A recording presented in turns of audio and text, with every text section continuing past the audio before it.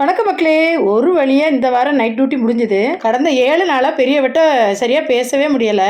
ஏன்னா நான் டியூட்டி முடிஞ்சு வரும்போது அவள் இருக்க மாட்டா. அவள் வந்து சேரும்போது நான் டியூட்டி கிளம்பிடுவேன்.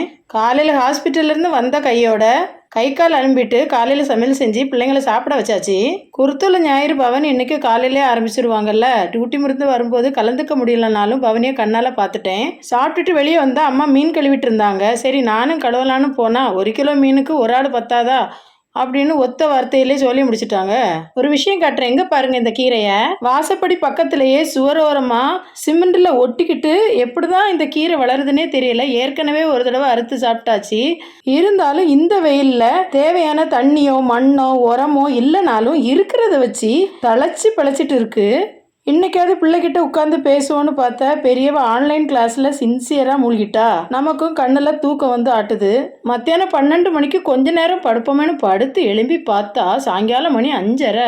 ஜோமாவும் வீல் சேரிலேயே வெளியே ஒரு ரவுண்டு போக ரெடி ஆயிட்டான். இதோ நானும் வரேன்னு சொல்லிட்டு 4 வாயா லபக்குன்னு சாப்பிட்டுட்டு அவங்க திரும்பி இந்த பக்கம் வரும்போது நானும் போய் ஜாயின் பண்ணிட்டேன். மாலை நேரம் இளங்காற்று நம்ம மனசையும் கொஞ்சம் லேசாக்கிட்டு இன்னைக்கு லீவு இப்படிதாங்க போச்சுது. ஓகே மக்களே, வீடியோ பிடிச்ச லைக் பண்ணுங்க. அப்புறம் நாம எப்போதும் போல எப்போவும் நல்லது நினைப்போம், நல்லது நடக்கும்.